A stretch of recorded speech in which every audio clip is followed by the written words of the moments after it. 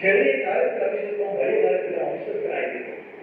ലൂക്കാ 16 അങ്ങനെയാണ് നമ്മൾ അറിയുന്ന. ചെറിയ കാര്യത്തിൽ 10 പൈസ കത്തുന്നതും 1 കോടി കത്തുന്നതും ഒന്നാണ്. കണ്ടോ? വ്യവസായ ആ 10 പൈസ തുടർന്ന് ദൈവത്തിന് ഒരു പോയാണ്. കളവ്, മോഹം, പാമാണോ? 10 പ്രമാണങ്ങളാണ് ദൈവം തന്നിരിക്കുന്നത്.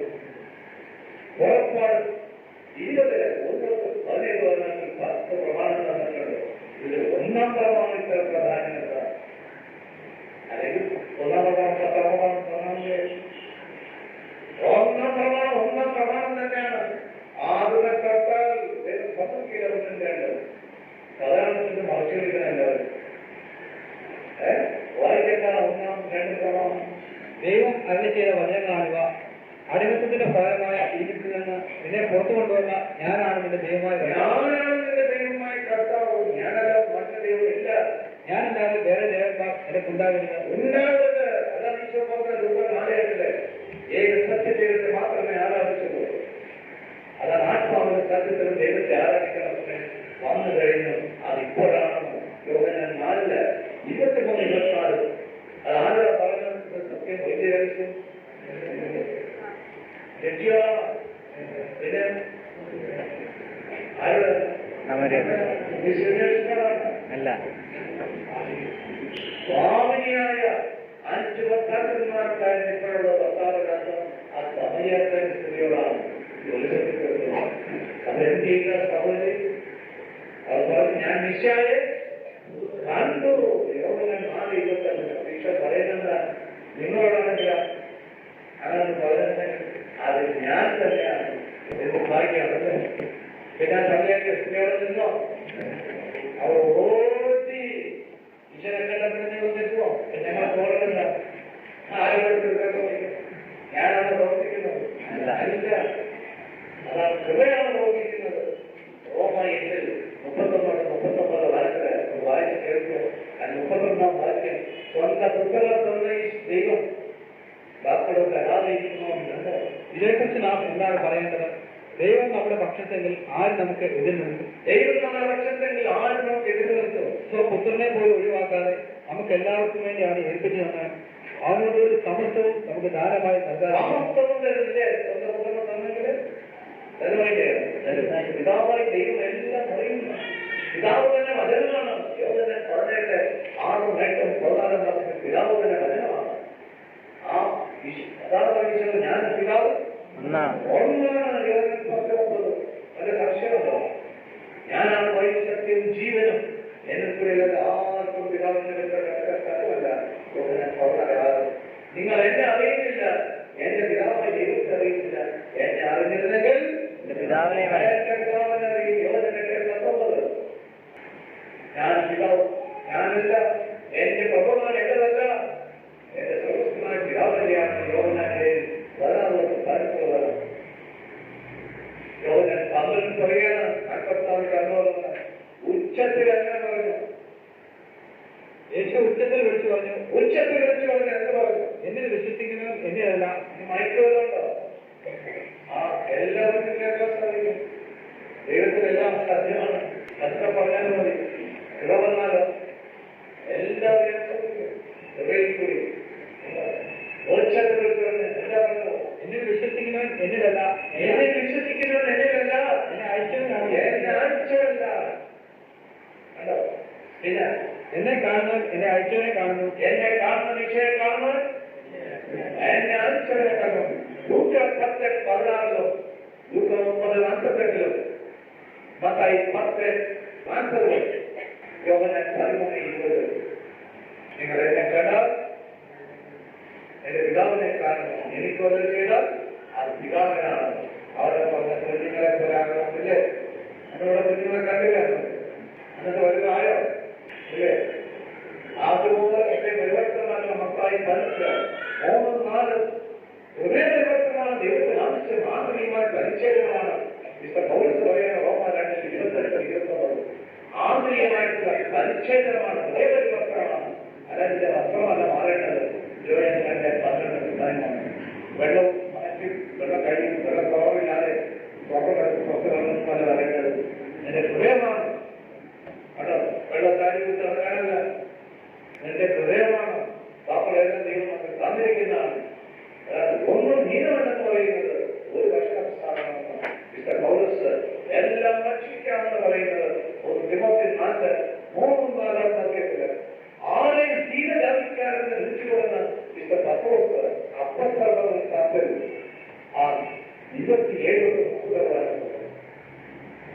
ദൈവത്തിന് മുഖത്ത് മാത്രമല്ലെന്ന് മനുഷ്യൻ സാധനം ദൈവത്തെ ആർക്കും കളിപ്പിക്കാൻ സാധിക്കില്ല. കളിപ്പിക്കാൻ പറ്റുമോ?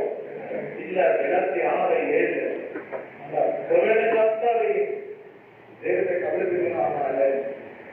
പ്രവേശനം അവരെ പറയാൻ നിങ്ങളുമാവും, കുറച്ച് കഴിയുമ്പോൾ അവരെ പറയാൻ നിങ്ങളുമാവും. കേട്ടോ? അതുകൊണ്ട് പോലീസ് പറയുന്നത് നമുക്ക് ഞാനുണ്ടാകണം, എല്ലാവർക്കും ദേശീയ ചാൻസലർ വരണം, എല്ലാവർക്കും.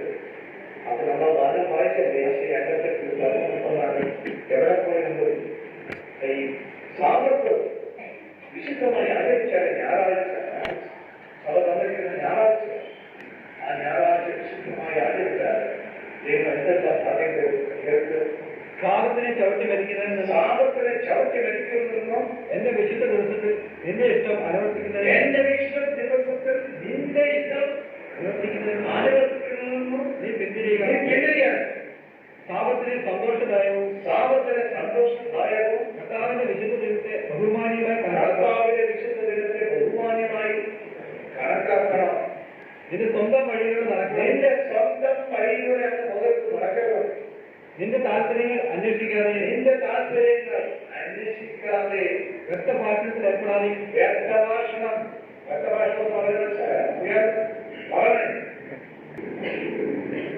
തമാശകൾ കൂട്ടി പറഞ്ഞിരിക്കുകയാണ്.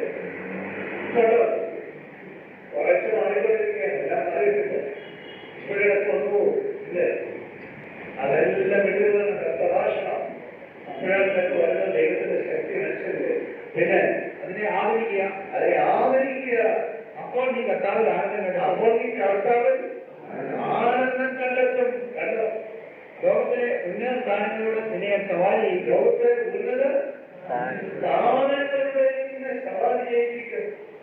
നിന്റെ പിതാവായ യാക്കോബിന്റെ ഓഹരിയുണ്ട് ഞാൻ നിന്നെ പരിപാലിക്കും. യാക്കോബിന്റെ ഓഹരിയുണ്ട് നിന്നെ ഞാൻ പരിപാലിക്കുന്നത്. കർത്താവാണ് ഇത് അരുളി ചെയ്തിരിക്കുന്നത്. കർത്താവാണ് ചെയ്തത്. ദൈവത്തിന് അറിയണം. മാറ്റമുണ്ടോ? ഇല്ല. മാറ്റമില്ല. അതാണ് നിശ്ചയ പ്രവാചകൻ പറഞ്ഞത് തന്നെയാണ് 20 വാക്യത്തിൽ ആ 25 വാക്യത്തിലാണ് സാപത്തിനെ പറ്റി. കണ്ടോ? ആ സാപത്ത് നമ്മൾ വിശുദ്ധമായി തന്നെ ആചരിക്കണമെന്ന്. നിങ്ങളുടെ ദൈവമായ കർത്താവ് ഞാനാണ് എന്ന് നിങ്ങൾ ഗ്രഹിക്കാൻ വേണ്ടി നിങ്ങൾക്കും എനിക്കും ഇടയിൽ ഒരടയാളമായി ഞാൻ എന്റെ സാപത്ത് നിങ്ങൾ വിശുദ്ധമായി ആചരിക്കുക. അതുപോലെ സാപത്ത് ഞാൻ വിശുദ്ധമായി ആചരിക്കാൻ നിങ്ങൾ ദൈവത്തിലെ എന്നെ ഉപയോഗിക്കുന്നത്. അതുപോലെ നിങ്ങളും വേണം സാപത്തില്. ഇപ്പൊ ഉണ്ടായിട്ടുള്ള എല്ലാവർക്കും അറിയാം കല്യാണം കൂടാണ് ഇല്ലേ? കൃഷിക്കാരും അറിയാം ഇല്ലേ? സാക്ഷാത്തൊക്കെ അറിയാമോ? എനിക്ക് നല്ല ഡാൻസ് അറിയാം. എല്ലാം അതെ. പക്ഷെ സാപത്ത് വന്നപ്പോ ആ വസ്തുവിനെ തുടങ്ങിയപ്പോ ദൈവമായിട്ട് അടുത്താൻ തുടങ്ങി. യെശയ്യാ 56:3-7 വനം.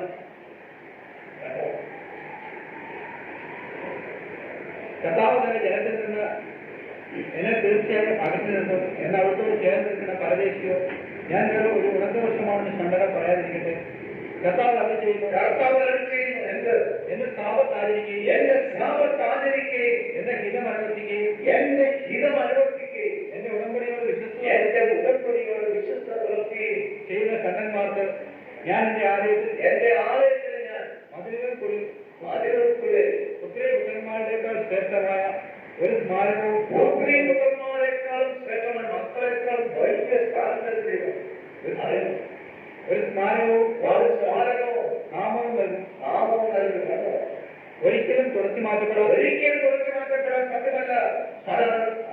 ശാശ്വതമായ നാമമായിരിക്കും. ആ ശാശ്വതമായ നാമമാണ്. ആ നാമം നമുക്ക് എല്ലാവർക്കും വെളിപാട് 2:17 ഡയമണ്ടാണ്. പലരും വിചാരിക്കുന്നത് ഡയമണ്ടാണ് വെള്ളക്കല്ലാണ്.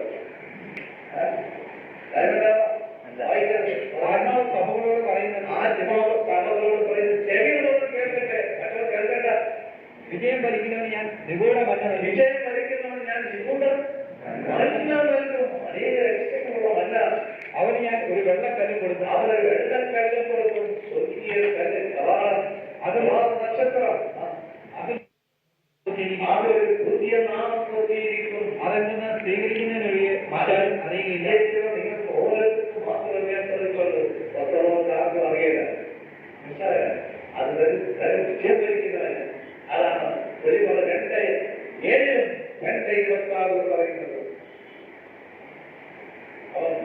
ജീവിതം പ്രഭാത നക്ഷത്രം കണ്ടോ, നമ്മള് എല്ലാവരും പ്രഭാത നക്ഷത്രമാക്കി മാറ്റിയിരിക്കുന്നു.